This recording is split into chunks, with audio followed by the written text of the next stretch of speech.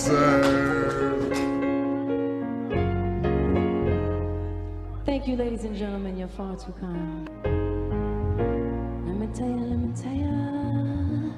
Can I get an encore? Do you want more? Cut them raw with the Brooklyn boy. So one last time, I need y'all to roar. So what the hell are you waiting for?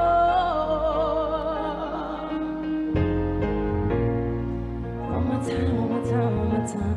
Can I get an encore? Do you want more? Cook and roll with the Brooklyn boy. So one last time, I need y'all to roll.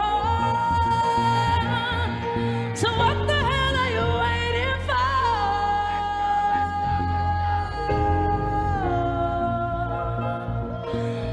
Na, na, na, na,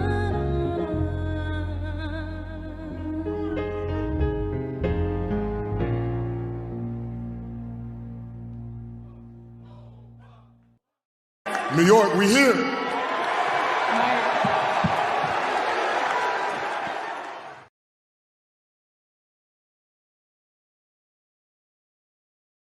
Et plus que jamais, parce qu'il ne faut jamais perdre espoir.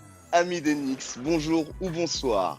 C'est avec un réel plaisir qu'on se retrouve pour ce nouvel épisode de notre podcast The Knicks épisode, volume 13, avec l'équipe habituelle. Salut Johanny. We here. Salut Juju. Salut les gars. Et avec un invité, on a le plaisir de recevoir Sébastien. Salut à toi. Salut à tous. Alors les gars, au programme aujourd'hui, bien évidemment, on va évoquer cette saison étonnante des Knicks, faire un petit bilan rapide sur ce qui s'est passé, et puis bien évidemment mettre en avant la joie qu'on a de retrouver nos Knicks en play-off. Ça faisait un petit bout les gars. Bien évidemment, on va faire une petite preview sur l'affrontement face aux Hawks, avoir un petit peu vos avis partagés, voir un peu quels sont les enjeux, les duels clés, enfin bon, tous les tenants et les aboutissants qui nous attendent concernant cette opposition. Et puis bien évidemment, on va commencer par donner la parole à notre invité Sébastien. Bonjour à toi. Sébastien, est-ce que tu peux un petit peu nous présenter, savoir d'où est venue cette passion des Knicks et nous faire partager un petit peu ta passion? Donc moi c'est Sébastien, j'ai 37 ans. Mon pseudo Choupix le Gaulois, vous pouvez le retrouver notamment sur Twitter concernant l'actualité des Knicks et des réactions sur les matchs ou sur l'actualité en général. Sur Facebook, mais ça c'est plus pour le côté collectionneur de cartes. Ah, ça aussi c'est une sacrée maladie. C'est ça, ouais, c'est une maladie qui coûte cher. Bon, pour des petits bouts de carton, ça coûte cher parfois, effectivement. Ouais. Et plus les prix augmentent. Donc, bref. Et puis sinon, les Knicks, New York, c'est surtout New York dans un premier temps en général, très petit, tout petit. J'avais une affection particulière pour New York, une attirance pour cette ville. Et puis c'est vrai qu'après, j'ai commencé surtout à m'intéresser au basket via les magazines, que ce soit le 5 majeur ou autre, et puis les collections de cartes, les premières collections Fleer 94-95 quand j'étais au collège. Et puis voilà, puis après j'ai eu un poster de Doc Rivers à l'époque, quand il était au Knicks, un énorme poster au-dessus de mon lit, quoi. Et puis c'est vrai que je vais commencer à m'intéresser aux Knicks. Alors après, j'avais la particularité, c'est que mes parents voulaient pas prendre Canal+, donc je pouvais pas regarder des matchs et Internet n'existait pas. Donc c'est vrai que je me suis fait mon avis et toute ma culture basket via les magazines que je m'achetais chaque mois en fait. C'était une autre époque, hein. C'était une autre époque. Aujourd'hui, on est abreuvé d'infos NBA de partout, Instagram, Twitter, Facebook. N'importe quel highlight ou quoi sur YouTube ou quoi. On a un accès au basket américain qui est faramineux. Oui. Et puis à l'époque, il n'y avait pas ça, quoi. Il fallait attendre le 5 majeur ou il y avait un autre magazine. Mondial Basket. Ouais, le Mondial Basket. Avec les posters à l'intérieur énormes. Ouais. Et puis il fallait attendre un mois pour après avoir les résultats, tout ça. Alors après, il y avait un petit peu de basket qui passait à l'époque, sur France 2, que ce soit Tout le Sport ou à Stade 2, quoi, lorsque il y avait des émissions un peu multisports. Et puis, en fait, j'ai pu commencer véritablement à m'intéresser, à vraiment suivre les matchs de basket lorsque j'ai eu mon autonomie, lorsque j'ai vécu seul, j'ai quitté le cocon familial, où là, j'ai pu vraiment bien m'intéresser au basket et à bien suivre, notamment depuis 2010, l'arrivée du Stud Oui. à New York. Ouais, j'étais assez content de toute l'équipe. Et puis après, j'étais moins content quand on a tout cassé pour Melo. Et Ah là là. ouais, mais moi je fais partie, je vais écouter votre dernier podcast, moi je fais partie des gens qui trouvent que c'était une erreur absolue, Melo. Enfin, on avait une équipe qui était tellement chouette que, bref. On évitera de partir sur ce sujet aujourd'hui. On fera un Ouais. épisode un jour peut-être sur Melo, je ne sais pas. Et puis voilà, et donc non, les Knicks New York, en 2017, j'ai eu l'occasion d'y aller, justement, ça avait été le premier voyage de la KNF, j'avais croisé pas mal d'entre vous dans les travées du Madison Square Garden pour aller voir les Knicks jouer, et puis voilà, donc non, voilà, c'est ma franchise. Ça vient de là. C'est New York, puis la culture basket dans les années 90. Surtout New York, je suis, voilà, moi c'est les Knicks en basket, les Rangers en hockey, et puis voilà quoi. T'as pas une équipe de baseball ou de foot US, non? Y a pas une... Non, j'ai du mal à accrocher le baseball, c'est trop long, ça dure une plombe. Ok, dédicace à Raji s'il nous écoute, fan de Voilà, on lui fait la bise, évidemment. fan des Yankees bien sûr. C'est vrai que c'est assez chiant le baseball quand même à regarder. Hein. Oh là là, là tu vas te mettre à dos plein de monde là, ça y est, on a perdu plein d'auditeurs. Là. Toute la communauté MLB là c'est mort quoi. Bon, À désolé, jouer, les gars. à jouer, c'est plus sympa qu'à regarder, franchement, pour déjà regarder. Faut connaître les règles. Quand on voit après les règles et tout, bon, c'est vrai que par moments, c'est des moments sympas, voilà, mais c'est vrai que c'est trop peu. Des fois, il peut y avoir plusieurs temps Ouais, qui passent. c'est pas et en un fait, y a sport rien, ultra quoi. dynamique, on va dire. C'est pas un sport Et ultra dynamique. C'était des sports de séquence, donc du coup effectivement il y a Pourtant, je beaucoup suis un d'arrêts. gros fan de foot US, tu vois, donc les sports de séquence, ça me dérange pas, mais le baseball, je trouve ça quand même assez chiant. Avec le foot US, après, il y a tout le côté contact qui fait que c'est aussi vachement télévisuel, quoi. Mais on va revenir quand même un peu au basket parce que sinon, Oui, si on fait le évidemment. tour des sports US. Et d'ailleurs, donc Sébastien, tu nous as également fourni un beau petit article sur Elfriede Payton aussi, que vous pouvez consulter sur notre site knicksnationfrance.com. Donc il y a d'ailleurs Joanie qui nous a pondu un petit truc très sympa avec un titre évocateur. Ce qui se passe à Vegas, 3 petits points. Donc non, je vous invite bien évidemment à consulter nos articles alimentés par passion. Par La moment. rencontre avec Joanie, elle s'est faite via les cartes, et puis après en discutant, la connexion s'est faite assez facilement. Et puis après un jour, il m'a dit, ça te dit d'écrire. Moi, j'avais jamais fait ça de ma vie. Ça te dit de partager, d'écrire des choses sur le blog. Et puis au début, je me suis gratté la tête. Et puis après, je me suis dit, pourquoi pas, allez, on se lance sur un gros sujet épineux tout de suite. Comme ça, c'est fait. Elfriede Payton, comme ça c'est épuré. C'est ça. Et Ouais. puis, moi, je suis un grand fan des stats avancées. Je veux dire, les vidéos de Blight, voilà, moi, j'adore ça. Je trouve qu'il y a beaucoup de choses qui sont résumées là-dedans. Et c'est vrai que bon, quand je regarde mon premier article et ce que je suis en train de faire maintenant, voilà, il y a quand même une évolution dans l'écriture. Mais en effet, ouais, j'ai écrit sur Elfriede Payton, sur Mitchell Robinson, IQ, Quickly. sur Emmanuel Quickley, voilà, donc sur Frank, le dernier article en question. Et puis, enfin voilà, effectivement, les gens connaissent peut-être plus ta plume que ta voix, donc aujourd'hui ils vont découvrir la voix avec le podcast. Mais tu as aussi fait un très gros travail sur le portrait de Alan Houston. Oui. On l'a sorti à l'occasion de son anniversaire il y a quelques temps déjà, donc on vous invite à aller regarder ça sur le blog. Hein. Effectivement, il faut prendre un peu du temps des fois pour lire les choses parce qu'on consomme beaucoup de la vidéo, on consomme du podcast, mais des fois par l'écrit, il y a des choses sympas et on a des Knicks fans et des gens autour de la communauté KNF qui sont plutôt talentueux et qui contribuent. Donc à ton image, Seb, merci pour ces contributions qu'on prend plaisir à lire. Et puis on invite d'autres membres de la communauté, hein, si vous êtes pareil, vous sentez l'âme d'un X-fan qui a envie de poser sa plume pour raconter des choses, donner sa version des faits, son ressenti, n'hésitez pas, hein, c'est un blog qui est communautaire, hein, d'une certaine façon.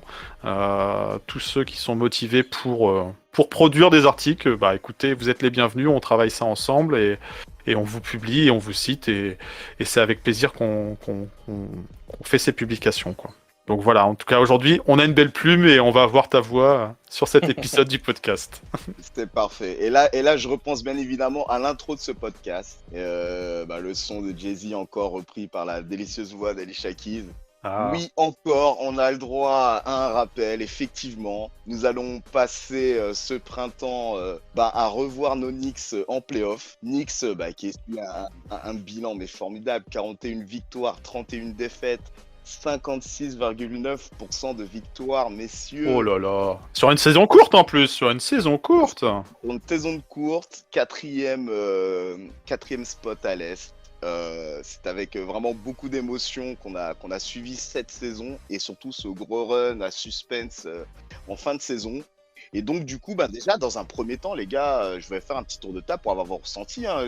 Toi par exemple, Juju, là, comment t'as vécu ce dernier playoff push? Forcément très très très très heureux, on en a parlé la dernière fois.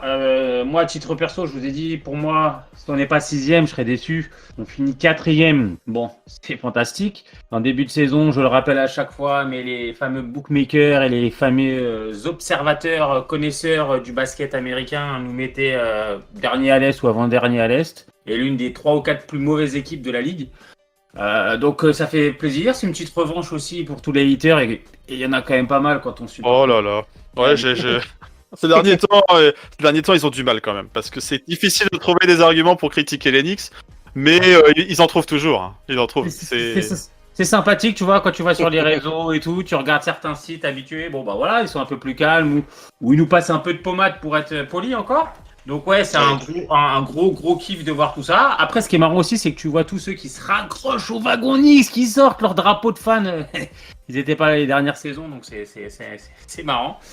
Et puis sinon, si on parle purement basket, c'est satisfaisant de voir ce groupe sympathique qu'on a suivi depuis le début de saison, qui a progressé toute la saison, qu'on a découvert avec des prémices en début de saison en se disant « Ah, il y a peut-être quelque chose » et qui a rien lâché, qui maintenant est installé avec une mentalité, avec un groupe qui s'est dégagé de 4-5 leaders, des émergences de joueurs très importants, bien sûr, Julius, une très bonne saison d'RJ, on en avait parlé, c'était important de voir ce qu'il allait faire cette saison, et moi je suis content de lui, son évolution au shoot, son évolution dans le jeu, des gars comme Noël qui sont très importants dans le groupe, très importants aussi sur le terrain, et ça c'est sympa, des petites pièces comme Burr, comme Bullock, tu vois, c'est pas des joueurs qui font rêver la terre entière, mais qui font une saison, et tu t'attaches à ce genre de joueurs. Thibodeau qui fait un vrai pur taf, vraiment, faut...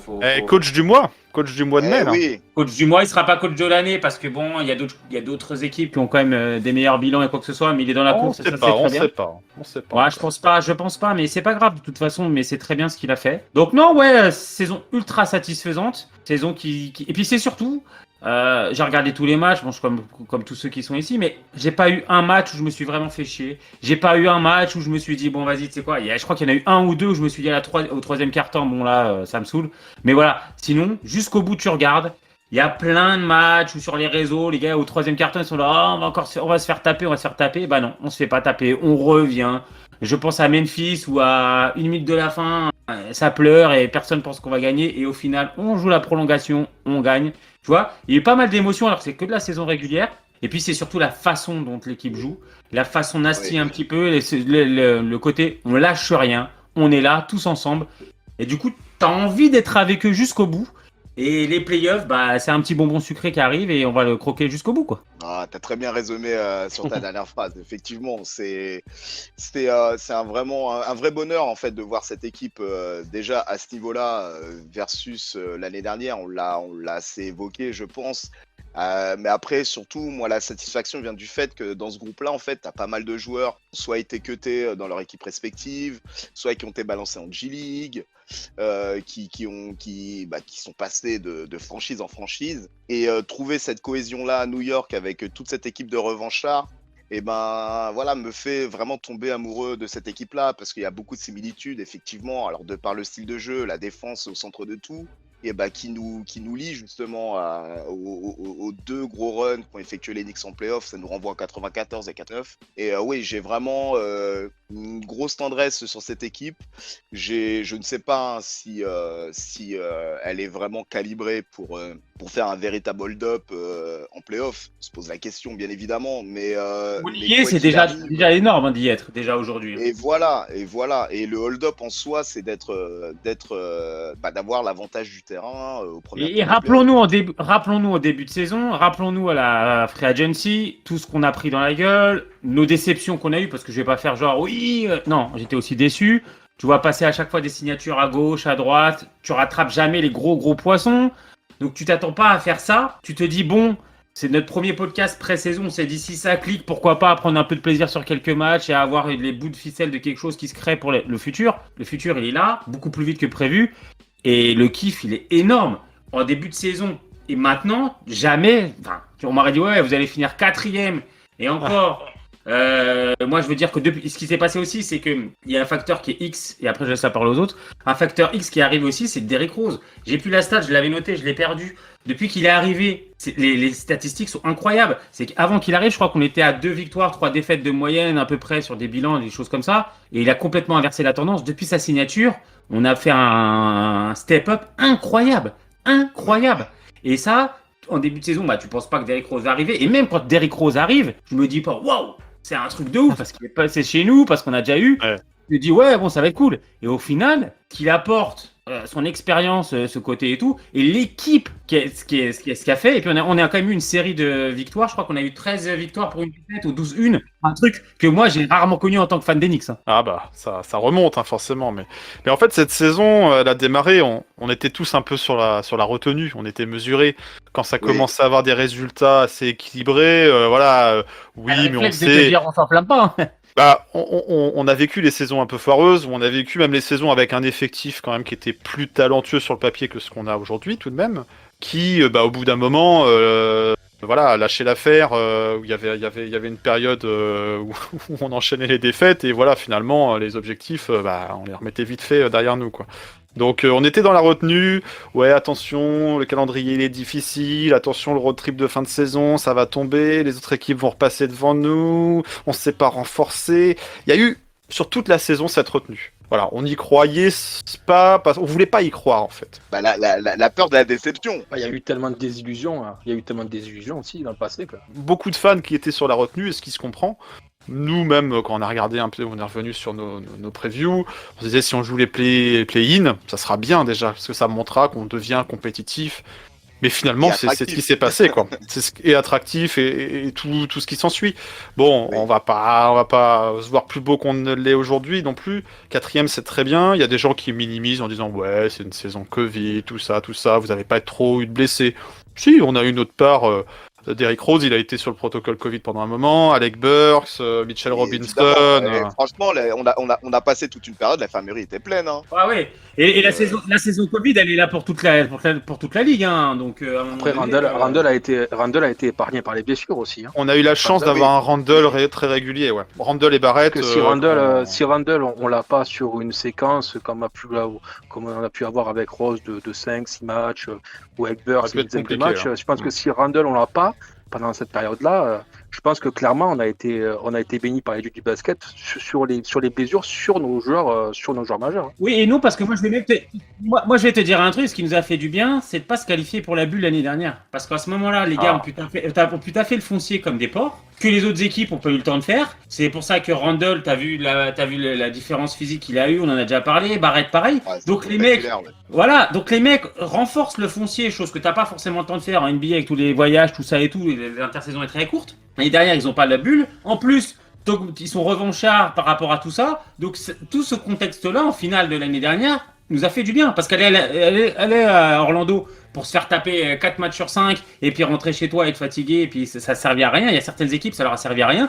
Nous, le fait de ne pas y aller, ça nous a fait énormément de bien et ça nous a fait gagner du temps. Et ça nous a permis, je pense, cette saison d'avoir moins de blessés. C'était un élément de motivation supplémentaire. Julius l'a mentionné à maintes reprises. Ça l'a fait chier de même si Alors, ils seront pas champions, hein. On va pas vendre des choses qui seront pas réalisables. Pour être champion, c'est un process qui prend du temps et on a peut-être été vite là sur cette saison par rapport à ce qui pouvait être attendu. Mais ils ont montré déjà de bonnes choses et de la régularité. Si on est quatrième, c'est pas parce qu'on a eu un coup de bol sur une période. Non, ils ont été réguliers tout le long de la saison. Et il y a quelqu'un qui me demandait l'autre jour, c'était quoi ton meilleur match des Knicks cette saison? Bah, à vrai dire, j'ai du mal à m'en souvenir parce que c'est globalement la saison qui m'a plu. Tous les matchs étaient intéressants, tous les matchs se jouaient pour les gagner. Il y en a certains qu'on a perdu, mais voilà, il y avait une vraie attitude, et on parle de changement de culture. Bah, c'est clairement ça qui s'est passé cette saison, quoi. Et donc, du coup, les Knicks deviennent crédibles, les Knicks gagnent du respect, on parle de Big 15. Voilà, c'est vraiment ce qu'on va retenir des Knicks cette saison, quoi. Après, faut aussi rendre à César ce qui appartient à César, c'est-à-dire d'avoir un coach enfin, quoi. Enfin, je veux dire, Ouais. l'apport Ça de change Thibodeau tout. est Ça change c'est tout. monstrueux. Je veux dire, on passe de David Fildel, quoi. Je veux dire, il a eu 41 victoires sur les 2 dernières saisons, on en a eu 38 au cumulé. Donc, Ouais. enfin, c'est quand même fou.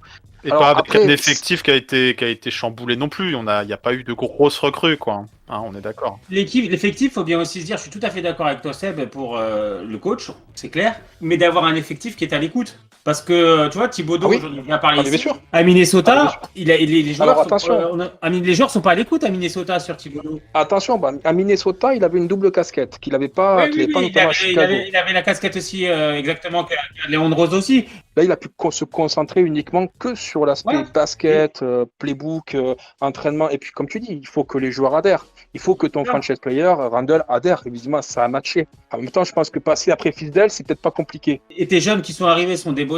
RG, qui est quand même ton plus haut choix de draft depuis Patrick Ewing et qui est un peu ton projet sur le long terme, c'est un mec qui est un bosseur, tu vois, c'est pas un fanfaron. T'aurais pu drafter, tu vois, il y a une image qui m'a fait rire, c'était là, je crois que c'est le dernier match où, contre Memphis, où t'as Jamorant qui est dans la raquette, qui fait un peu le fanfaron, qui envoie la balle sur la planche pour essayer de mettre un Thomas. Manque de bol, il a Noël ou Gibson en face de lui, donc il se foire complètement.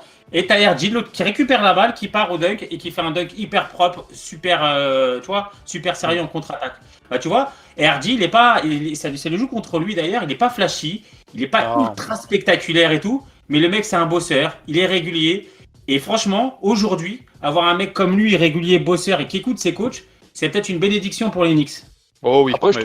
je trouve que l'effectif a été bien construit, dans le sens où on a pris des vétérans, voilà, revanchards, ou en tout cas des gens qui avaient besoin peut-être de se relancer, comme un Bullock, comme un Burks.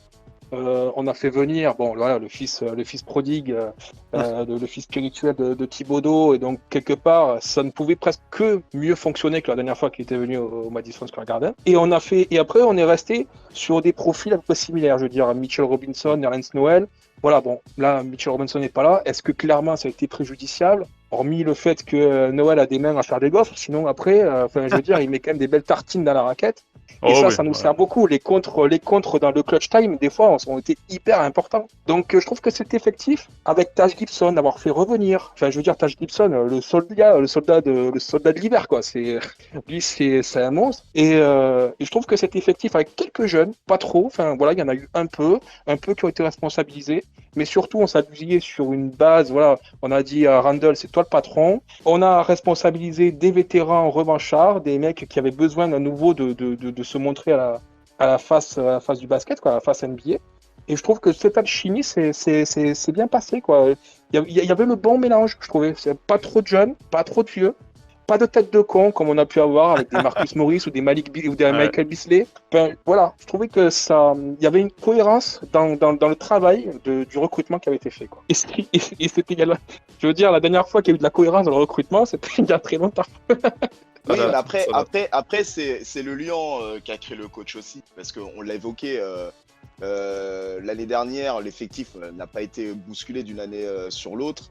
Il y a eu quelques apports, tous ces jouets au niveau du banc dans la globalité. Et oui, et ça c'est le rôle du coach, qui arrive et qui instaure vraiment quelque chose de fort. La culture. Et, qui fait adhérer ses joueurs, exactement. La culture, et quoi. après, effectivement, il y a beaucoup de choses aussi qui s'est bien goupillé. Alors oui, le casting, il a été bon, il est validé de par le résultat de l'équipe, en fait, et surtout l'alchimie qu'elle démontre, aussi bien en attaque qu'en défense, même si des fois en attaque, on a eu des sacrés trous.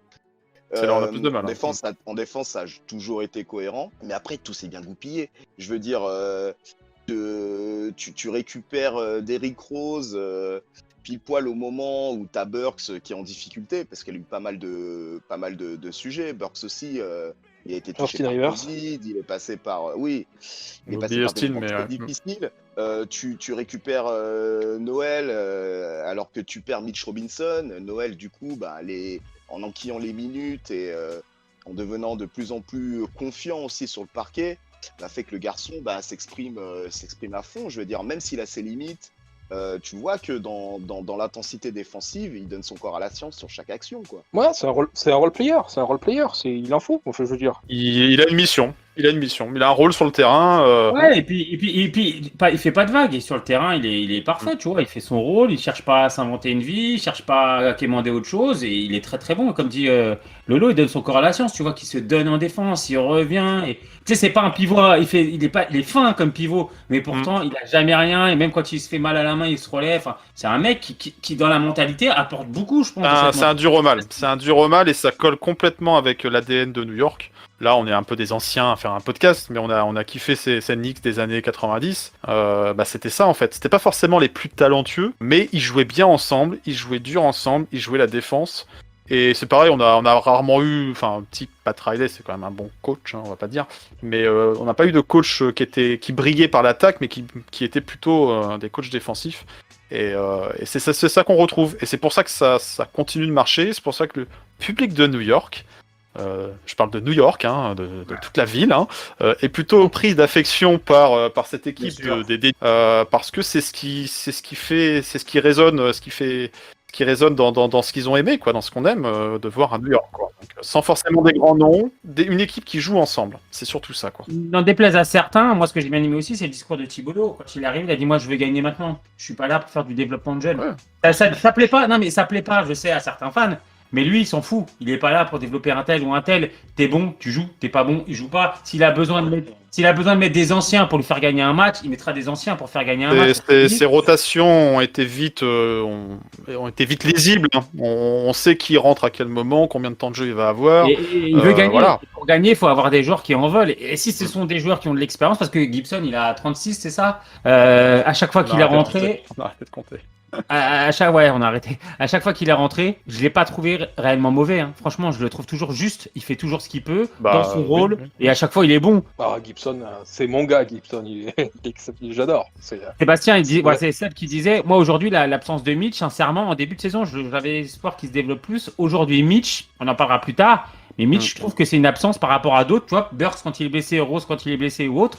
Moi, ça me fait beaucoup plus chier que quand je vois Mitch depuis je sais plus combien de matchs. Quand il est revenu, il s'est encore pété. J'étais pas inquiet. Je me suis pas dit, merde. T'es rassuré de la production des deux gonzes derrière, quoi. Ouais, voilà. Et tu te dis, de toute façon, eux, ils font leur taf. C'est des mecs qui sont dans la verticalité, qui font des contres et tout, ce que fait Mitch. Et offensivement, de toute façon, on se débrouille autrement. Donc voilà, c'est quand même moins impactant. Alors tout ça, ça a bien marché pour la saison régulière. La saison régulière, c'est fini, c'est derrière nous. C'est une super saison régulière. Je veux dire, 4ème, voilà, c'est un résultat qu'on n'avait pas eu depuis un bail. Il va se passer autre chose maintenant, non, Laurent? Qu'est-ce que t'en dis? Qu'est-ce qui se passe maintenant? Écoute, déjà, on va balancer quand même 2-3 news. Déjà, la première news qu'il faut savoir, c'est que donc là, on enregistre, on est mardi. Donc l'annonce vient juste de tomber dans l'après-midi ou en fin de soirée que déjà le premier match va se dérouler dimanche, premier match des playoffs. Donc dimanche. Est-ce que tu peux le redire s'il te plaît? Premier match de Parce que tu peux nous dire aussi à quel endroit ça va se passer, parce que on sait pas. Premier match de quoi? Des playoffs. C'est bien ce que tu m'as dit. Tout à fait. Non, mais trop d'émotions, les gars. Ouais. Donc oui, premier match des playoffs va se dérouler donc dimanche. J'ai pas encore la confirmation de l'heure, malheureusement. Non, on n'a pas encore. Mais... On espère que ça soit du prime time, parce que ça arrive parfois que sur les premiers tours, les premiers matchs des premiers tours, il y a des affiches un peu pour le public européen ou asiatique. Donc peut-être, par chance, en plus New York, voilà, ça pourrait être diffusé sur des horaires à peu près raisonnables, donc on va guetter tout ça, donc vous suivrez sur les réseaux, hein, enfin, vous êtes tous connectés, et on va relayer toutes les infos, mais ouais, ça va faire longtemps qu'on n'a pas vécu ça, et puis là, le public, il va être un peu plus nombreux aussi. Voilà, et alors ça, c'est la deuxième annonce. Du monde. Également, dans la même journée, évidemment, tout s'accélère.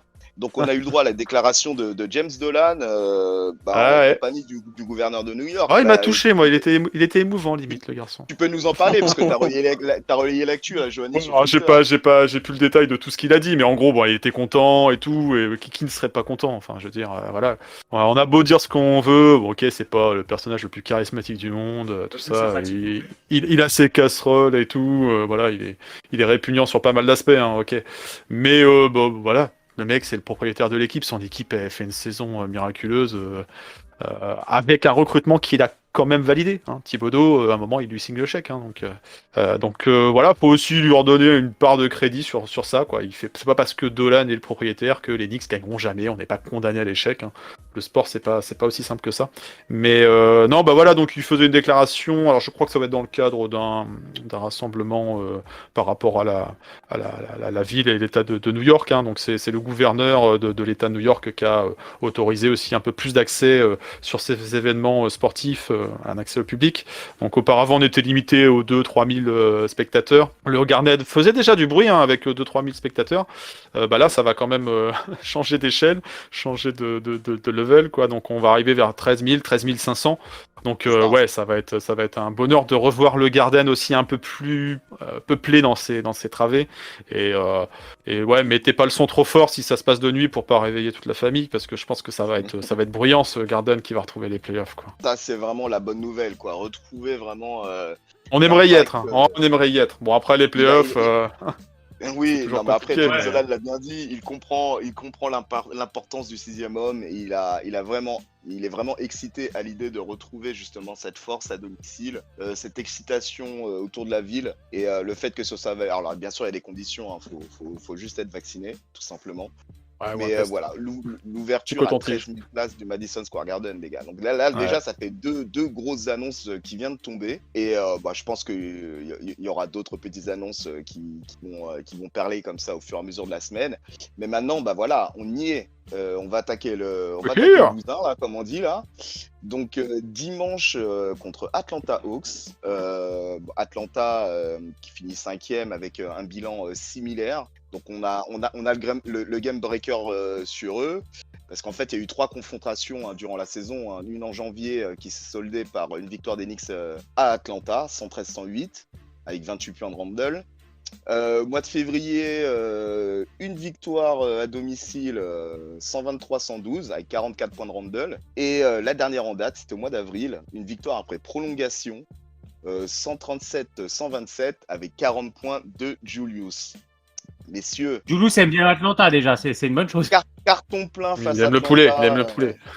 avec bien évidemment des matchs qui dans la configuration restent extrêmement serrés. On n'est pas bluffé par le score, on a tous vu comment ces matchs se sont déroulés sous nos yeux.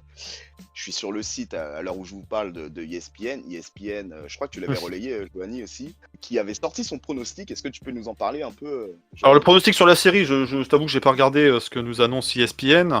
C'était 60-40 hein, en faveur d'Atlanta. 60% en faveur d'Atlanta et 40% en faveur d'Enix sur la série. Ouais, j'ai Ouais, vu ça. Exactement. Ouais, mais c'est très bien qu'on continue de déconsidérer les Knicks. Après, voilà, moi la saison régulière, c'est une chose, enfin Thibodeau l'a dit aussi, là c'est une nouvelle saison qui va démarrer, les compteurs sont remis à zéro, on a beau avoir sweepé les Hawks 3-0 en régulière, ça va pas être les mêmes matchs là qui vont se passer, quoi. Pas les mêmes matchs, pas les mêmes configurations, pas les mêmes entraîneurs. Là, c'est des matchs en jeu aussi. C'est des matchs en jeu. Il y a une sorte de pression quand tu perds des matchs. Bon, ok, c'est une série, ça va au meilleur de 7 matchs. Les Knicks se feront pas sweeper. Hein, il va y avoir une vraie bataille, une vraie lutte. On donnera chacun peut-être notre pronostic à la fin de comment on voit tout ça, mais Ouais. ça reste. Beaucoup de gens voulaient éviter les Bucks parce que voilà, en terminant 6ème, on serait tapé le 3ème et donc c'était a priori Milwaukee Bucks. Atlanta, ça va pas être si simple que ça. Hein. Faut pas. Voilà, c'est bilan 4-5, c'est en principe la série la plus équilibrée. En principe, C'est sur ça. le papier, parce que c'est deux équipes qui sont proches au classement, et puis là, elles sont tellement proches qu'elles avaient le même bilan. Donc là, c'est juste le tie-breaker, hein, les confrontations directes qui étaient en l'avantage de New York et qui donnent l'avantage du terrain. Pour le coup, il y aura un vrai avantage du terrain, parce que le Garden sera un peu plus plein, donc ça, c'est cool. Mais non, ça va être une confrontation, une affiche compliquée. On va en parler. Il y a des match-up, il y a des joueurs à regarder en face. Ça va pas être si simple. Moi, je suis heureux de la saison régulière. Je suis heureux de retrouver les playoffs. Là, j'ai envie d'y croire par rapport à New York sur cette série, mais je pense que ça va être plus compliqué que ce qu'on veut bien croire. Parce que en face, même si ça manque aussi d'expérience en playoff, les Trae Young, les Bogdanovic, je suis pas sûr qu'il ait fait les playoffs, même s'il a un bon background en Euroleague. Il était aux Kings, donc vu que les Kings, ça fait 15 ans qu'ils n'ont pas fait les playoffs. Voilà. Non, puis il a pas joué à York aux Kings, donc bon, il connaît les matchs en jeu parce qu'il en a joué sur le vieux continent. Mais autrement, voilà, c'est une équipe jeune aussi, avec un vrai coach. Nate McMillan qui a repris les rênes de l'équipe, ça a changé un peu la donne aussi en courant de saison pour Atlanta. Donc non, ça va être une vraie bataille. Ça va être une vraie série et ça va être intéressant, ça va être bien justement. Mais pour moi, on n'est pas plus favori que ça, 60-40, ouais, c'est peut-être même du 50-50 à vrai dire, quoi, je sais pas. Enfin... Pour donner deux, trois petits chiffres, Atlanta, sur les 20 derniers matchs, c'est 14 victoires. Ouais. C'est une équipe qui tournait bien quand même. Ils sont sur une bonne dynamique. Et depuis que Lloyd Pierce s'est fait virer, donc il y a eu 36 matchs qui ont eu lieu, il a eu 27 victoires. Donc ils sont clairement super dynamiques. Bon, ils voulaient plus de Lloyd Pierce, on a compris. Hein. Ils jouaient plus, ils en voulaient plus. Mais depuis que Nate McMillan est arrivé, clairement, il a remis des gens dans la rotation. Bogdanovic, il jouait plus. Et puis là, il se retrouve. Pour moi, ça va être un de mes principaux dangers, mais ça, je lui dirai plus tard. Et puis, en fait, on s'aperçoit également que sur les ratings, au niveau de l'offensive et du defensive rating, on est quasiment à égalité avec eux, mais inversement. C'est-à-dire que eux, ils sont 8e à l'offensive, nous, on est 23e, et eux, ils sont 21e au défensif, et nous, on est 3e. Donc, on est au net rating 9e et 10e. Donc, c'est hyper serré. C'est une série qui... bien malin, celui qui peut dire non mais c'est sûr, ça va se passer comme ça, parce que en fait on a des équipes qui sont sur des dynamiques et sur des groupes quasiment similaires quoi. Donc ça va être une sacrée bataille, ça va être disputé. Ton sentiment toi Juju. Ouais, bon, je suis d'accord avec ce qu'il vient de dire. Clairement, Atlanta a bien recruté cet été. J'en avais parlé et je maintiens toujours qu'on fait un bon recrutement. Après, moi, tu vois, oui, éviter Milwaukee, c'était bien parce que pour moi, Milwaukee cette année va surprendre du monde en playoff parce qu'ils n'ont pas fait les mêmes erreurs que les autres saisons, arrivent plus frais et puis Giannis en forme, c'est très compliqué à stopper. Moi, je voulais pas prendre Miami. Miami, à chaque fois qu'on les a joués, on a vraiment galéré. C'est compliqué. Ah oui, non mais c'est chat noir Miami. Miami, pour moi, c'était vraiment pas le bon choix. Donc Atlanta, par défaut, oui, c'était un choix qui moi, me va. Atlanta est clairement plus fort que nous offensivement. Ils ont plus de talent. Bogdanovic, Gallinari, faut pas l'oublier. Trae Young, quand même un talent. Je n'aime pas ce joueur, mais il a un talent phénoménal. Werther. Donc ils ont Werther qui est pas mauvais. Enfin, ils ont pas mal de joueurs. Cam Reddish qui peut faire le taf, DeAndre Hunter qui apporte. Capella qui va nous tabasser à l'intérieur. Et à l'intérieur, ils ont Capella et Collins. Donc ça va être très compliqué, très compliqué. Maintenant, moi, je les trouve pas dur au mal, Atlanta. Tu vois, c'est la différence. On en parle par rapport à. Ouais, voilà. C'est un point qui est important. C'est un point qui est important. Et moi, je te rejoins vachement là-dessus, Juju. Là, c'est l'ascendant psychologique à l'heure d'être dans la difficulté. Moi, j'ai trouvé sur nos confrontations les Hawks très nerveux sur des passages, on va dire un peu serrés. Exactement. Non, un gars comme Young, tu vois, dès que tu le colles au basque, il n'aime pas. Il sort de son jeu, il a du mal. Gallinari et Bogdanovic, c'est des joueurs offensivement un talent incroyable, mais c'est pas des joueurs sous pression. C'est des joueurs qui sont, qui aiment bien être dans leur confort, dans le truc et tout. Ils connaissent la pression quand même. Mais c'est un peu une opposition de style, effectivement. Ouais, c'est pas des joueurs, c'est des joueurs à l'européenne, déjà, c'est des européens et tout. Et sur un match-up hyper serré comme jouent les Knicks, c'est des chiens. Je pense sincèrement qu'on peut leur faire très mal sur cette dureté qu'on a. Parce que franchement, ils vont nous en coller, ils vont nous mettre des séries à un moment qui vont peut-être se prendre des 15-0, des 12-0 et tout. Préparez-vous. Mouillez-vous la nuque. Mais par contre, ils sont capables aussi de très vite paniquer, sauf que nous, on sait qu'on prend 14-0, mais on sait que derrière, on peut leur stopper 5-6 actions derrière. Et eux, je pense que s'ils se prennent un run, ils savent pas le gérer aussi bien que nous. Juste le truc qui m'inquiète un tout petit peu, alors oui, le côté... moi, je pense que l'ascendant psychologique, on l'a, parce que l'importance de la défense en playoff n'est plus approuvée. Mais après, on a vu que malgré tout, pour taper les Hawks, il faut monter haut au niveau du scoring. Et moi, c'est un peu ça, en fait, qui m'inquiète, quoi. Donc... va falloir qu'offensivement qu'offensivement on soit au rendez-vous et de manière régulière en fait. Ah, il va falloir en coller, mais il va falloir c'est clairement les cogner. Alors, défensivement, on n'aura pas le choix. Et offensivement, il va falloir aller sur des hautes sphères. C'est-à-dire qu'il va falloir que Burks et Bullock mettent dedans.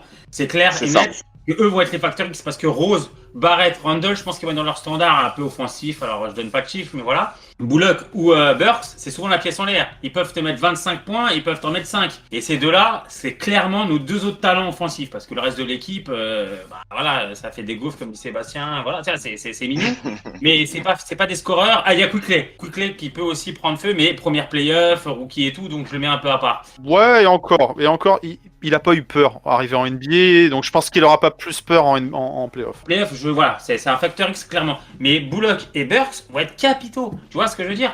C'est eux. En plus, c'est les deux ailiers, c'est les deux shooters à 3 points. Ils vont être hyper importants sur cette série. Ah bah de toute façon, je pense que notre réussite va passer par la réussite de Bullock. Notre réussite, pour moi, à New York, notre réussite va dépendre de si Bullock met ses 3 quand Randall lui lâche la balle. Ouais. Pour moi, Ouais. ça va être déterminant. Là, ça va être de voir si Bullock enchaîne les 3 et qu'il commence à être chaud sur un match, c'est pas mal. Si par contre ça commence à taper de la brique, là ça devient plus compliqué parce qu'on n'a pas non plus des tonnes de menaces extérieures. Et c'est vrai que la connexion Randall-Bullock marche très bien. Et souvent, quand Bullock est en feu, en règle générale, derrière, on gagne. Et là, ça va être... Bah, justement, là, tu fais une belle transition, Sébastien, et justement, garde le relais par rapport à ça. Pour toi, les oppositions clés durant cette série, ça va être quoi? Qu'est-ce que tu vois comme gros duel, notamment, arrivé là? Moi, je pense que RJ va devoir bien tenir Bogdanovic parce que lui, il est clairement en feu sur cette fin de saison. Je veux dire, au mois de mai, il tourne à 22 points, 54% de réussite au tir et 51% de réussite à 3 points. Il ne prend pas de 3 points, il en prend quasiment 10. Donc, Oui. il est clairement en feu, Bogdanovic. RJ a montré que ça pouvait être un très bon défenseur sur l'homme. Il a des longs segments, il bouge très bien de façon latérale. Je veux dire, il lâche pas son mec. Ouais, il a défendu des clients cette saison, RJ. Ouais. Donc, Donc, je pense que RJ sur Bogdanovic va être super important. Et l'intérieur, en fait, avec Capella. Essayer de couper ce lien Young-Capella qui peut nous faire vraiment très mal. Et puis le problème, c'est que Young en défense sur l'homme, j'ai entendu un peu tout sur lui, du Franck, bon voilà, n'importe quoi. Mais Payton, en début de match, il va falloir qu'il se mette d'ardard sur Young. Et ça y est, toi, tu balances les dossiers épineux direct, là. Ça y est, on est parti. Et le Fred Payton. Bon. Leur franchise, c'est très Young. Notre titulaire à ce poste-là, c'est Payton. En opposition pure et simple, c'est ça semble un peu déséquilibré comme ça sur le papier. Donc, est-ce que Rose va rentrer direct? Est-ce que je n'en sais rien? Mais aujourd'hui, l'opposition principale chez eux, c'est Trae Young. C'est lui qui fait tourner l'équipe. C'est lui qui est le facteur X, même si le Bogdam est dedans et Gallinari peut prendre le feu aussi. Mais Trae Young, c'est quand même lui, leur joueur. Écoutez, moi, je vous propose un truc. On appelle Thibodeau, là, vite fait. On lui demande ce qu'il prévoit de faire. Et puis... Donc voilà. Donc si tu mets Payton... Attends, bouge pas, j'ai son numéro. Attends. Ah, ça sonne occupé. Merde. Bon. Si tu mets Payton dessus, tu vois... Et tu sais, ça serait tellement beau. Excuse-moi, je te coupe la chic, Johnny. Ce serait tellement beau que Payton, justement,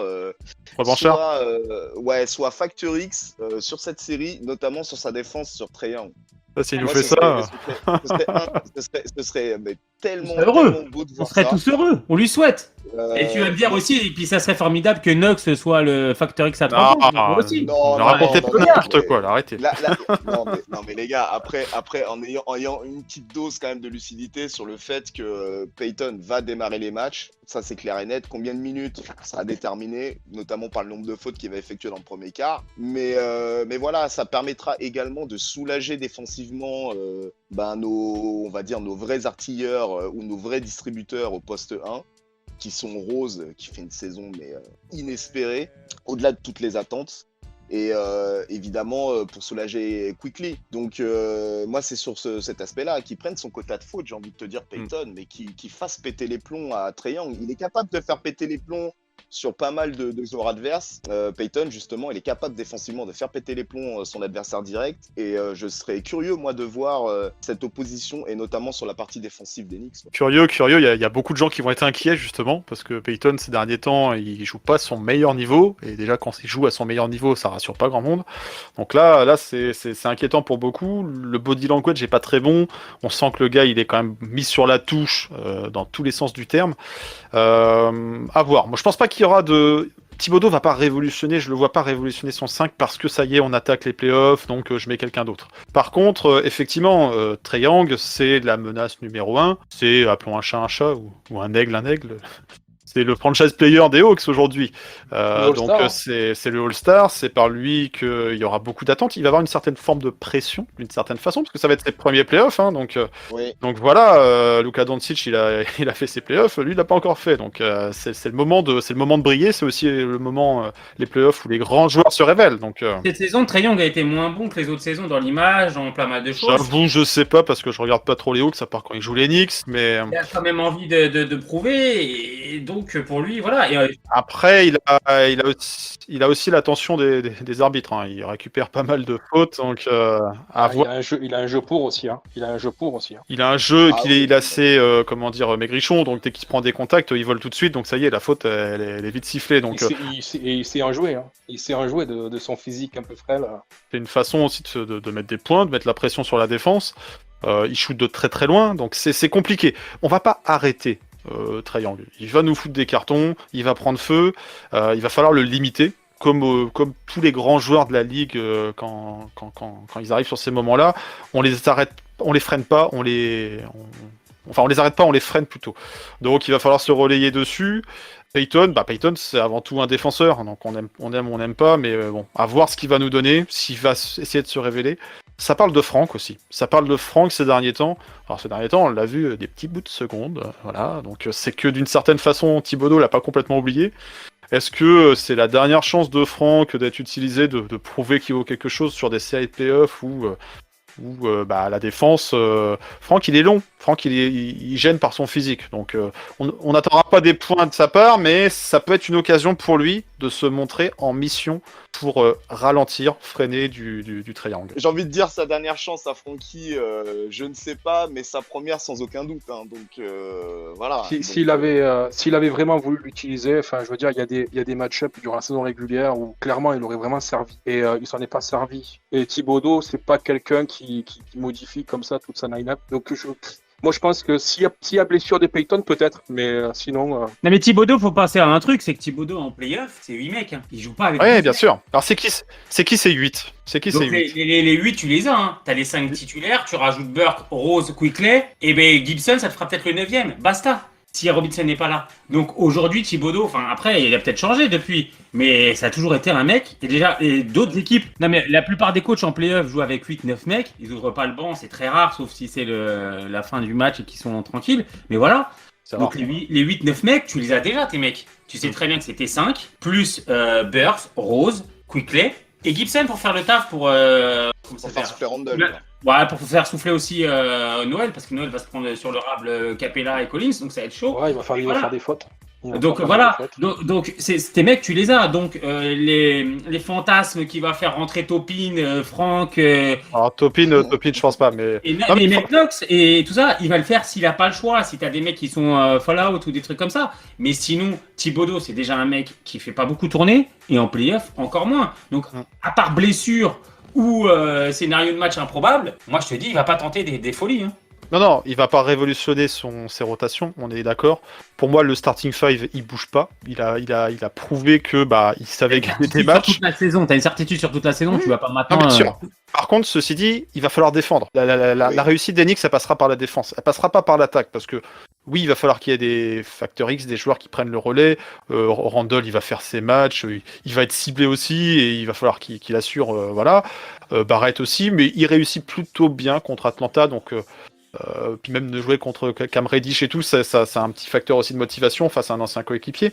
Mais voilà, mais ça va passer, la réussite d'Enix, ça passera par la défense. Et physiquement en face, tu sais, c'est pas des mecs qui sont super forts. Young, Bogdanovic, Gallinari et tout, c'est pas des masses, ils jouent pas là-dessus. Nous, on a des mecs qui sont physiques et qui jouent vachement là-dessus. Donc c'est vrai que sur nos match-up, Je pense qu'il va taper là-dessus un petit peu. Ouais, voilà, moi je suis pas voilà, on a déjà longuement débattu à multiples occasions parlé du cas de Franck et sur cette saison il a régressé, il a rétrogradé. Pour moi la page va se tourner sur Franck, ça sera comme ça, mais il se peut qu'il soit utilisé vraiment parce que en mode mission défensive, et là on l'a sorti sur des séquences quand il restait 3 secondes par-ci par-là, donc c'est que Tibbs l'a pas complètement oublié. Il va falloir freiner, il va falloir gêner Trae Young. Donc pour moi, Franck, il va pas jouer en meneur. Beaucoup de gens opposent, comment ça s'appelle, Peyton avec Franck. Franck, il joue plus meneur, il joue numéro 2, il joue combo garde, on va dire. Il joue poste 2, il peut porter le ballon si tu veux, mais voilà. Par contre, il sera utilisé pour sa défense, à mon sens, en vue de gêner, de contrarier du Trae Young. Alors ça sera par séquence, mais ça sera peut-être des séquences un peu plus longues que les quelques bouts de secondes qu'on voit par-ci par-là. Voilà, ça sera essayer parce que Rose, on a besoin de ses points. Franck, on n'a pas besoin de ses points. Franck, on a besoin de sa défense. Donc, je me dis, il y a un moment, il faut vraiment le ressortir. Ça sera là sur cette série en vue de le contrarier par rapport à Trae Young. Après, franchement, moi, là où je suis assez confiant, c'est quand même, on a une bonne semaine de préparation. Mis à part Mitch, qui en plus pourrait potentiellement revenir, mais bon, ça, revenir dans la rotation, c'est un gros doute, mais revenir dans l'effectif, ça, c'est fort possible. On n'a pas essuyé de gros dégâts majeurs en termes de blessures, et on va avoir une équipe quasiment dimanche, donc dans un état de fraîcheur retrouvé. Moi j'ai pas senti les Knicks avec une réelle perte collective de jus. T'as eu des joueurs qui sont un petit peu passés au travers, tu vois, sur 1-2 matchs, mais collectivement moi j'ai pas senti de gros coups de mou, et le fait d'avoir justement ce temps de latence là, moi me donne pas mal d'espoir à l'heure d'aborder ce match là, quoi. Bon, par contre on titularisera clairement pas Karim Benzema, ça c'est certain. Voilà, les rotations elles vont être plus courtes. Peut-être retrouver Mitch ou pas, je sais pas. Ça va être compliqué de revenir d'entrée de jeu sur des séries de playoffs. S'il faut retrouver Mitch, ça sera plus tard dans les playoffs, si on va plus loin. Donc, ouais, les Knicks, je pense qu'ils se sont mentalement mis pour jouer cette post-saison. Déjà dans la saison régulière, on a vu, c'était match après match, il n'y avait pas de projection à long terme. Donc je compte sur le sérieux du coaching staff, des joueurs, pour rester impliqués. Ils ont célébré de façon modeste, je trouve, la qualification pour les playoffs, alors que c'est quelque chose quand même de très important pour la communauté Knicks, surtout quand on connaît l'histoire, ouais. Plus l'avantage du terrain, tout ça. Donc j'ai l'impression qu'ils sont toujours focus. Et donc ça, avant d'attaquer les playoffs, c'est bien, parce que du coup, on peut s'attendre à ce qui mène une bataille comme ils savent le faire, comme ils ont su le faire en saison régulière, même si ça reste des matchs différents, s'il y aura de la pression, de l'enjeu, il ne faudra pas avoir les mêmes moites au début. Mais je pense qu'ils vont pas changer d'état d'esprit parce que ça y est, on arrive en play-off et ils vont pas perdre leur jeu, quoi. Ce qui a été construit lors de la saison régulière, on va le retrouver. Les joueurs sont en confiance, les joueurs sont revanchards. Il n'y a pas grand monde à avoir connu les playoffs dans le rooster, à vrai dire. Je sais même pas trop dire qui. Enfin, Rose forcément, mais Bullock, je suis pas sûr. Ouais. Utah. Bon, voilà, en tout cas, on est sur un effectif qui va être découvrir cette partie de la saison. Mais en face, c'est pareil. Donc, du coup, il n'y a pas de complexe à avoir, même s'il ne faut pas se voir plus beau qu'on ne l'est. Il va falloir être appliqué, quoi. Je pense que tu as raison. Ce qui est bien, c'est que dans la démarche qu'on voit, dans l'attitude, c'est que les playoffs, c'est qu'une étape. Nous, on est content d'être en playoff en tant que fan, mais visiblement, les gars, eux, c'est une étape. C'est genre, ok, on est en playoff, mais on ne veut pas sortir au premier tour. On veut jouer les playoffs. Voilà, ils veulent les jouer, ils veulent pas juste venir et dire ça y est, on est là. Quoi. Voilà.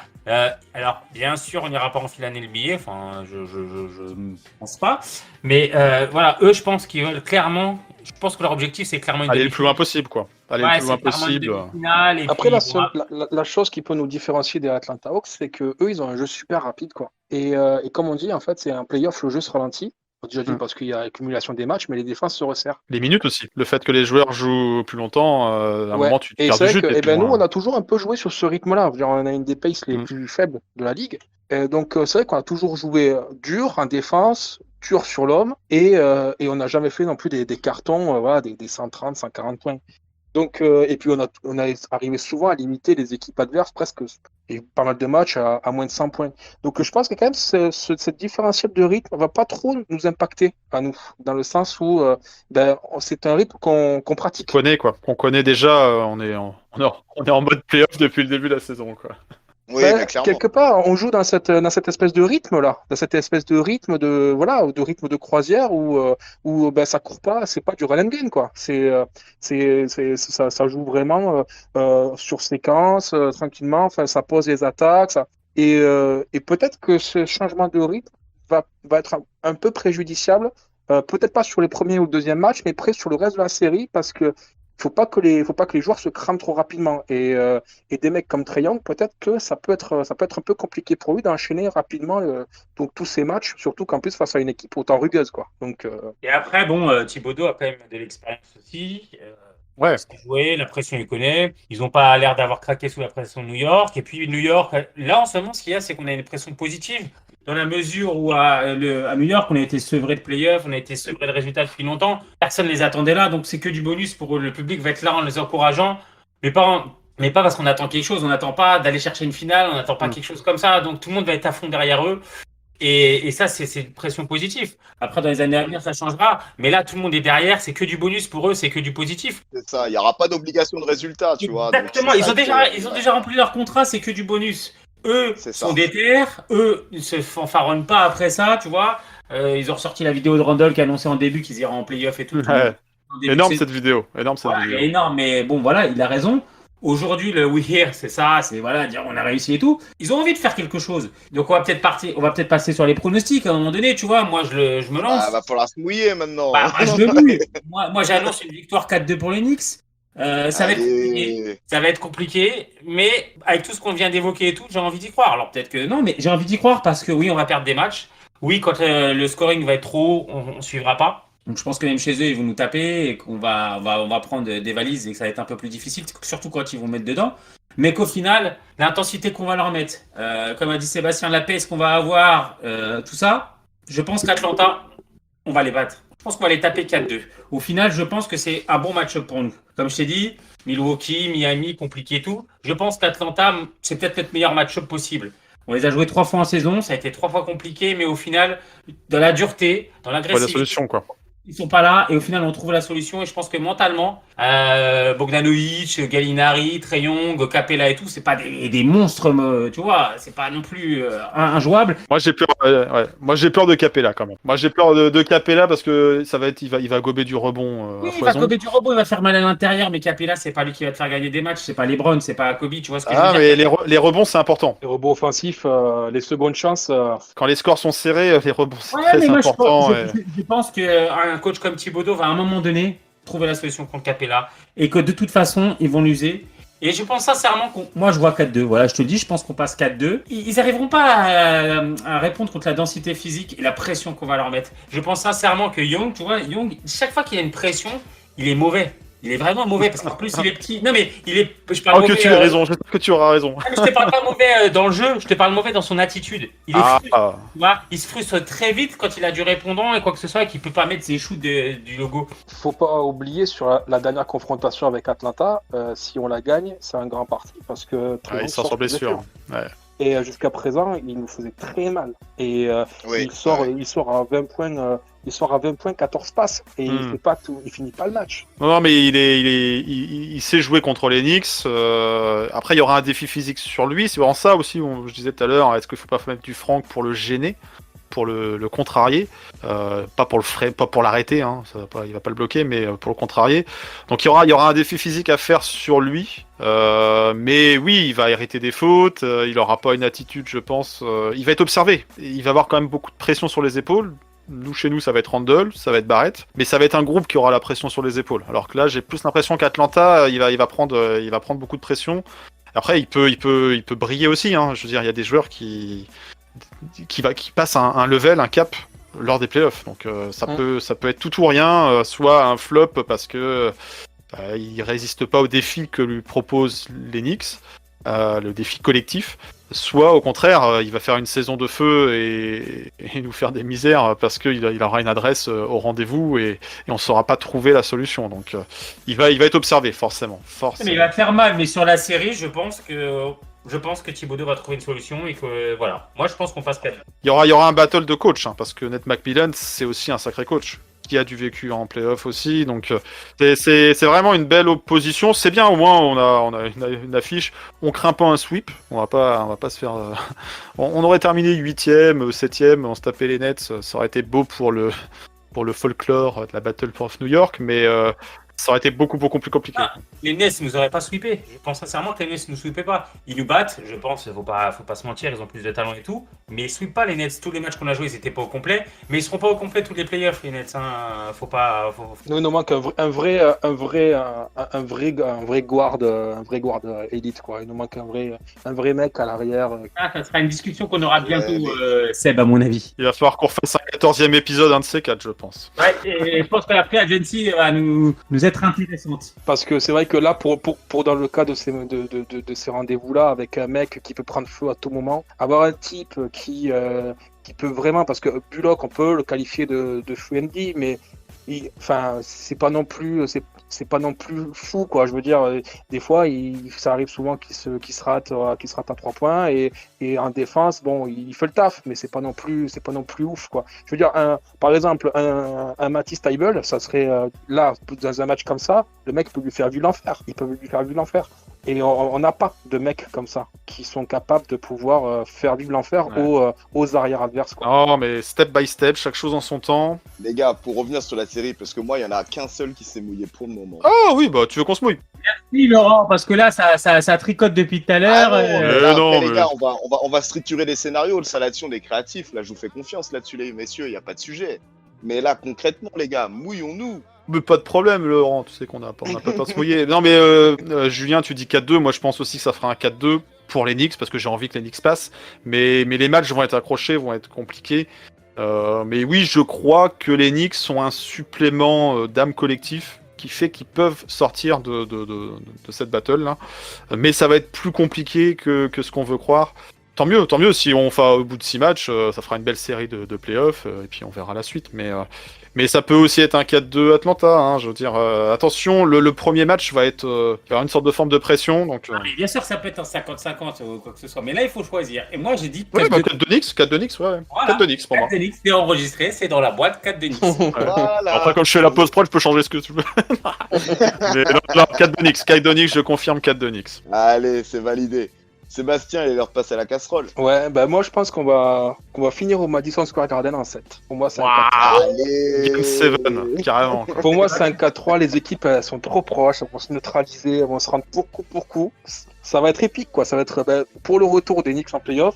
Il faut quelque chose, de Broadway, quoi. Faut que ça. Qu'il y ait du spectacle, quoi. Faut exactement. Pas... Et mais après, outre la blague, moi je pense clairement que ces deux équipes, elles sont vraiment proches, qu'elles ont des arguments chacune pour se faire mal, et que le terrain, l'avantage du terrain va être déterminant, même si il y a quand même moins de supporters, mais avec le Madison qui va rouvrir aux 2 tiers, et je pense qu'à Atlanta ça va être sûrement la même, ça va suivre. Je pense que ça va être compliqué, ouais. Et moi je pense que ça va se finir 4-3 au Madison Square Garden, avec finalement une victoire à l'usure, c'est-à-dire que ce sera pas genre sur un 3 points de l'espace de Randle sur une jambe.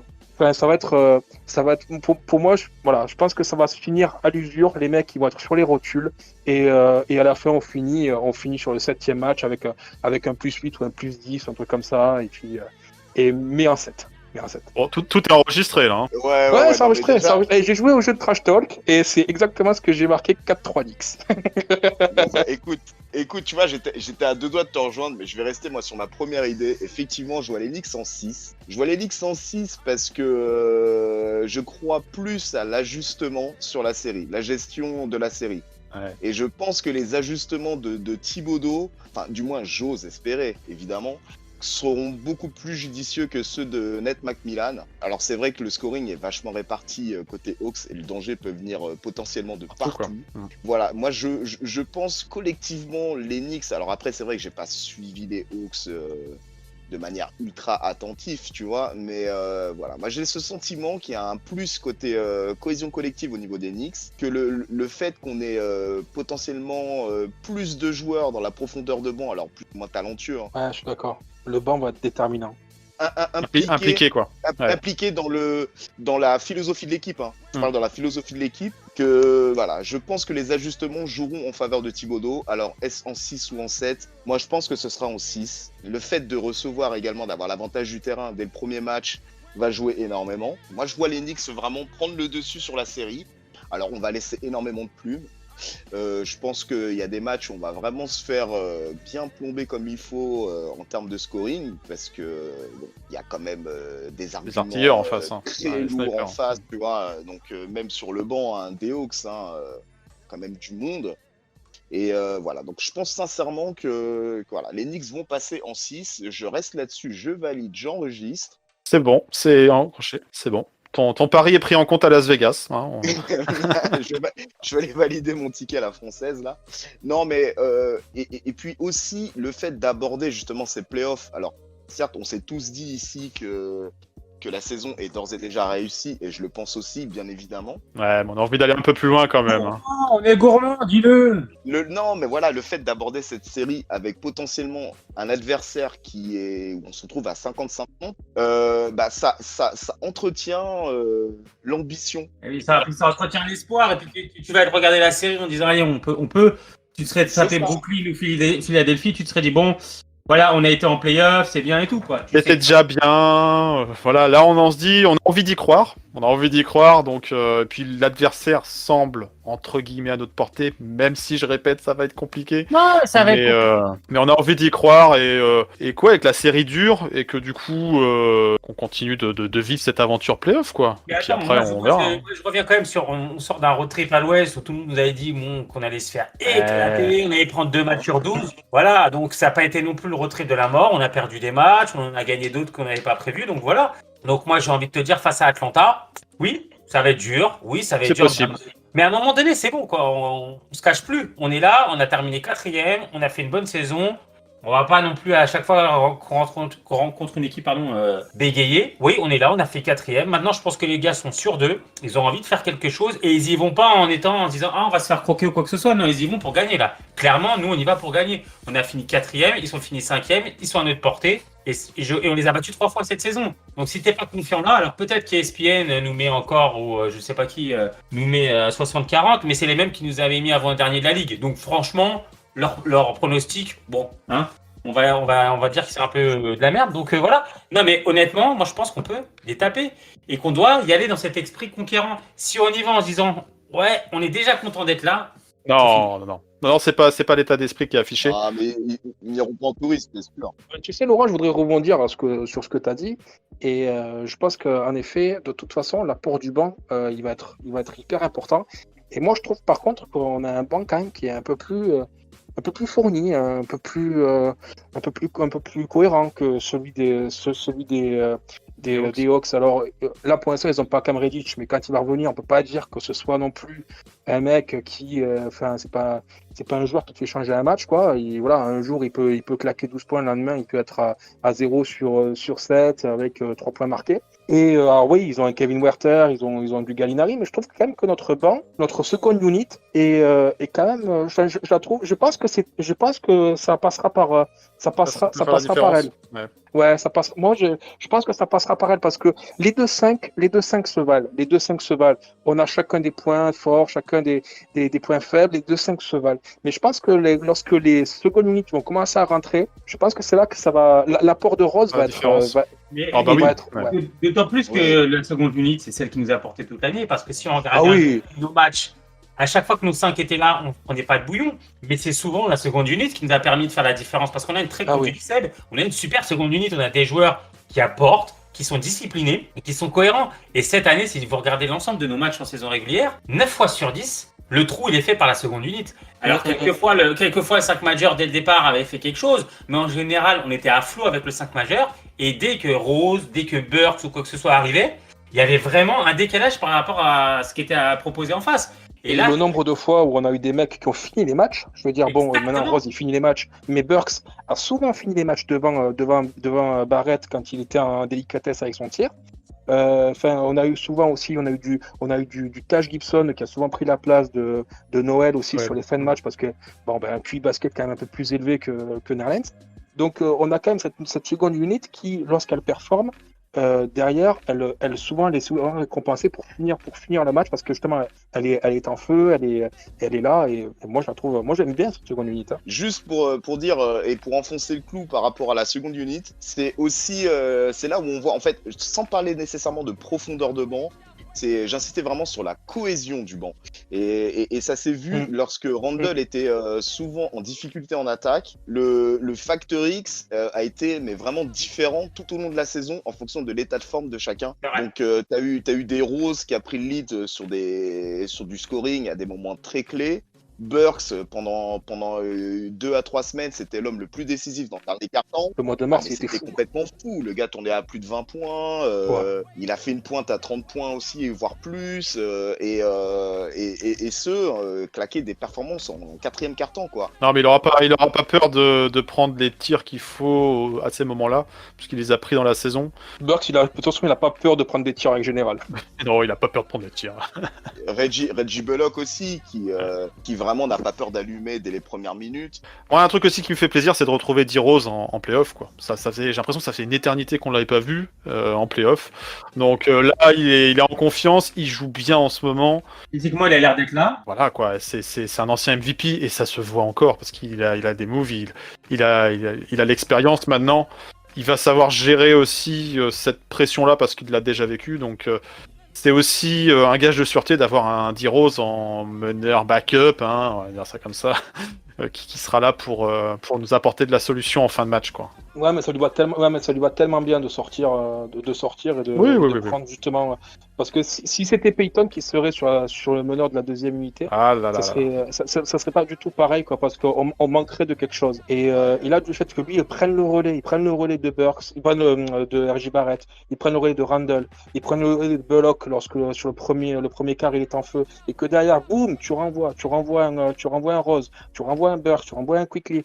Là, tout de suite, tu maintiens quand même une certaine pression. Il y a quand même des joueurs de ballon. Et puis, mine de rien, quand tu te retrouves après en fin de match avec Rose, Randle, Barrett, en face, ils se disent. Parce que quand il y a Peyton, on va pas tirer sur l'ambulance, mais quand il y a Peyton en fin de match, bon, on sait qu'il n'y aura pas le tir. Mais quand tu te retrouves avec Rose, Barrett, Burks ou Barrett, pardon, et Randle, tu mets des solutions offensives différentes. Et en face de toi, du coup, ils savent pas trop sur qui ils doivent aller. Et du coup, la défense n'est pas du tout la même. Parce que tu sais très bien que Rose, il peut avoir le dernier tir. Alors, c'est plus Randle qu'il a sur la saison. Mais à un moment donné, en fin de possession, t'as pas peur de donner la balle à Rose. Parce que lui, il peut en faire quelque chose. Il peut mettre dedans. Ouais. Ouais, comme eux, ils peuvent soit passer par l'intérieur, soit décider de ressortir sur leur tireur d'élite à l'extérieur.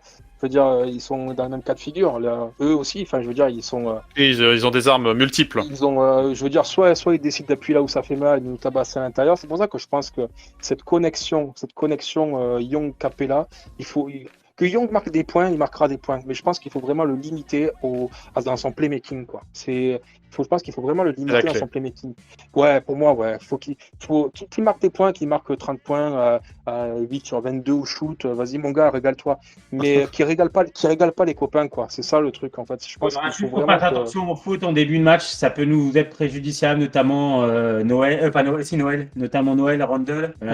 Voilà, ça sera quand même très important que ces deux joueurs ne prennent pas trop de fautes en début de match, notamment Noël, parce qu'à l'intérieur, même si Taj fait le taf, si Noël se retrouve nous fait une mitch avec 2 fautes en 2 minutes, ça risque d'être compliqué. C'est pour ça qu'un retour de Mitchell, un retour de Robinson, ça peut être pas mal, parce que une rotation sur Capella, un coup Noël, un coup Robinson, un coup Noël. Même s'il joue 5-6 minutes au final, Robinson, au moins tu l'envoies pour faire de la faute, quoi.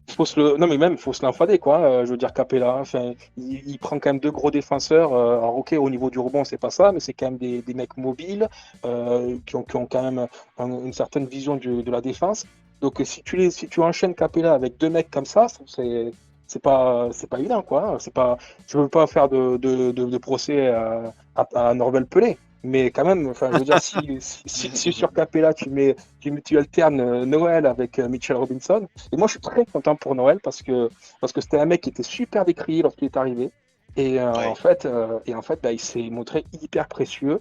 Moi, enfin, au début, quand on l'avait signé, ça a été ouais, c'est qui ce mec, machin, il fera rien.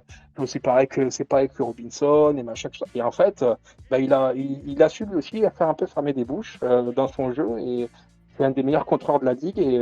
Alors ouais, au niveau des rebonds, c'est pas ça, mais n'empêche que c'est une force de dissuasion. Ben, les mecs, quand ils pénètrent dans la raquette, ils savent qu'à un moment donné, il y a la grosse mimine de Noël qui peut s'écraser sur le ballon. Donc, Là, s'ils le savent pas, c'est qu'ils ont pas fait leur travail de scouting report. Là, c'est pas normal. Clairement. c'est pour ça que je suis vraiment très content pour Noël, quoi. Messieurs, en tout cas, je pense qu'on a fait le tour un peu de la série là. On a vraiment hâte d'être à dimanche. On a vraiment hâte que ça démarre. On est hypé. Hein. Si vous êtes pas hypé, nous on est hypé. En tout cas, on sera ravis de vous relayer un petit peu nos sentiments jusqu'à dimanche, donc sur nos différents supports. Vous êtes vraiment de plus en plus nombreux à nous suivre et ça, c'est vraiment un réel plaisir. Là, sur Twitter, vous êtes plus de 6700. Sur Insta, vous êtes plus de 1750. Sur Facebook, on a passé le cap des 8000. Voilà, donc déjà, un grand merci à tous et à toutes de nous donner justement ce petit supplément d'âme qui nous permet d'aborder cette formidable phase de playoff avec beaucoup d'ambition et beaucoup de force. Vous pouvez nous retrouver également sur YouTube. Vous pouvez consulter notre blog sur nixnationfrance.com. Allez-y, lisez-nous, suivez-nous. On sera ravis de nous aussi partager nos points de vue et notre passion. Et maintenant, les gars, on va faire un dernier tour de table. On va commencer par notre invité, Sébastien. Un dernier mot, un petit mot de la fin pour toi? Bah écoutez, on a vécu une super saison tous ensemble. Moi, ça a été aussi l'occasion de découvrir au fur et à mesure plusieurs membres de la KNF et je suis vraiment très content de faire partie de ce groupe. C'est vraiment cool. Je suis très content d'avoir participé à ce podcast, d'avoir pu faire partager un peu mes avis. Et puis, je pense que voilà, on peut. Il y avait eu des gens qui étaient montés dans le wagon lorsque Melo était arrivé, et tout de suite, ça avait incité des gens à devenir fans des Knicks parce que Melo. Je pense que cette année, on va avoir des fans des Knicks parce que Randle, parce qu'il a tout simplement été monstrueux cette saison. Et ça va éveiller des. Des vocations de Knicks fans. C'est ça. Donc c'est toujours aussi cool de voir justement cette franchise attirer au fur et à mesure de gens autour d'elle. Et puis non. Et puis écoutez, moi je suis très content d'avoir parlé avec vous ce soir. Et puis j'espère que l'expérience se reproduira un de ces quatre. Ouais, il est possible qu'on te rappelle. Non, c'était un plaisir. C'était un plaisir, Seb. Plaisir de te lire, plaisir de t'écouter, plaisir de parler des Knicks. Et puis, je crois que c'est LeBron. Je vais citer un LeBron James, qui est en difficulté en play-in, mais il disait que les Knicks, la NBA se porte mieux quand les Knicks jouent bien, quand les Knicks sont là. Les Knicks fans se portent mieux aussi, hein, je te rassure, LeBron. Donc voilà, là on a vécu une super saison, même si le contexte est particulier, si on n'a pas pu partir à New York cette année, qu'on n'a pas pu faire nos événements, ça c'est relou. Mais autrement, ce que nous ont proposé les Knicks, c'était super. On a envie encore que ça dure un petit peu. C'est une nouvelle série qui arrive, c'est une nouvelle saison qui commence. Mais voilà, il y a de quoi repartir avec le moral gonflé à bloc. Et puis voir l'avenir d'un meilleur œil pour la suite. Parce que voilà, ils ont regagné beaucoup de choses cette saison, les Knicks. Des matchs, certes, de la crédibilité surtout. Et voilà, il va falloir compter, je pense, sur les Knicks dans les saisons à venir. Les Knicks sont de retour. Ça fait plaisir à entendre. Juju, pour toi, le petit mot de la fin? Ouais, merci à tous déjà de nous suivre. Merci aux Knicks d'avoir fait cette saison. Moi, à titre perso, j'ai kiffé comme rarement cette saison. Ça fait longtemps que je suis les Knicks et c'est l'une des équipes pour qui j'ai le plus d'affection. On a parlé tout à l'heure de nos Knicks 94, de ceux de 99, 98 aussi, j'ai de l'affection. Le début avec Stoud et tout.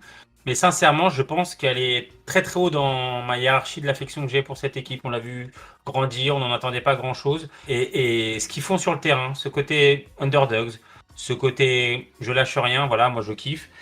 Le contrat est rempli, la saison est gagnée, le pari est réussi, tout est merveilleux, on n'est que sur du plus. Là, c'est popcorn à fond à partir de dimanche. Et peut-être champagne un peu plus. Et franchement, le kiff, moi j'y crois, mais j'ai envie de nous voir au deuxième tour. Et après, on verra ce qui adviendra. Mais franchement, voilà, on va suivre nos Knicks et ça va être fantastique de les voir à cette période de l'année, en play-off. Oui. J'ai encore du mal à le croire. C'est incroyable qu'on y soit, surtout après ce début de saison, je le répète, où personne ne nous aurait mis en play-off. Donc, kiffons. Et puis voilà, je pense que la Free Agency va arriver juste derrière et va être passionnante peut-être pour une fois. Et on sera peut-être pas traité autant de losers dans cette Free Agency que d'habitude. On n'ira pas chercher, alors je voudrais juste dire ça, je lis beaucoup de conneries, mais on n'ira pas chercher un Kawhi ou un équivalent d'Alebron. Hein. C'est pas le projet d'ailleurs, et c'est pas ce qu'on a besoin aujourd'hui. Mais je pense qu'on pourra peut-être se renforcer avec des joueurs intelligents et intéressants. Et ça, c'est grâce à la crédibilité de cette saison. Et la position qu'on a récupérée cette saison nous permettra dans l'avenir de peut-être jouer le titre. En tout cas, on l'espère et en tout cas, kiffons. En tout cas, merci beaucoup. Évidemment, moi, le premier mot qui me vient à la bouche, c'est la fierté. Fierté retrouvée de par les résultats de l'équipe. La fierté également côté associatif. Là, ça fait maintenant 5 piges que la société, La société, notre association. la multinationale. Hein. C'est quoi qu'elle est cotée en bourse? Les gars, on est cotés. Il a fallu 5 piges pour pouvoir partager avec vous nos premiers playoffs. Donc évidemment, la bise à Julien Barthélémy, hein, qui est père fondateur de Knicks Nation France. J'embrasse évidemment tout le monde au niveau du board et également ceux qui ont rejoint l'aventure de par nos voyages et nos événements. Je vous embrasse tous et on vous embrasse tous évidemment. Bien sûr, on n'a pas le temps de faire des bisous. Oui, j'ai vraiment une pensée. C'est pas très Covid, par contre, Laurent. Ouais, on s'en fout maintenant. Voilà. On est en playoff, on en fait des bisous, on fait des bisous. Là, c'est On la est vacciné. Pas pour toi, mais. Et voilà, et donc, fierté de retrouver justement cette équipe au premier plan maintenant. Alors, pas au tout premier plan, mais en play-off. Et le fait de partager ça ensemble, est aussi une fierté pour moi. Donc, je suis super hypé, je suis super excité et j'ai hâte d'être à dimanche. J'ai hâte aussi de partager avec vous, messieurs, l'actu Knicks, les résultats. On aura plein de petits projets live en tête également. Et on a vraiment hâte de vous faire partager tout ça. Messieurs, en tout cas, je tenais vraiment à vous remercier. Merci beaucoup pour ta participation, Sébastien. Merci de l'invitation. C'était super cool de parler des Knicks avec d'autres fans. C'est vrai que on n'a pas souvent l'occasion de pouvoir échanger comme ça verbalement avec d'autres personnes. Donc c'était vraiment super agréable. En tout cas, à très bientôt et on a hâte de te lire, de te relire évidemment sur notre blog notamment. Un grand merci à toi, Juju. Merci, les gars. Et Johanny, un grand merci à toi. Merci, merci à vous. Je te laisse le soin de conclure cet épisode. Écoutez, allez les Knicks, hein, tout simplement. On va pas faire très compliqué. Let's go Knicks. On se revoit au second tour. Knicks are back. Knicks are back, we here, Big 15, comme dirait l'autre Kevin, là, copieur. Là. Et puis, du coup, second tour, nouvel épisode, hein, donc soyez au rendez-vous. Voilà, écoutez, c'est noté. Knicks un jour, Knicks toujours. On est ensemble, l'équipe. À très vite et hâte d'être à dimanche. Bonne soirée à tous, bonne journée à tous. Salut. Ciao, ciao. I always will be a Knick, always will be a New Yorker. Thank you very much. Hope you're ready for the next episode. Hey.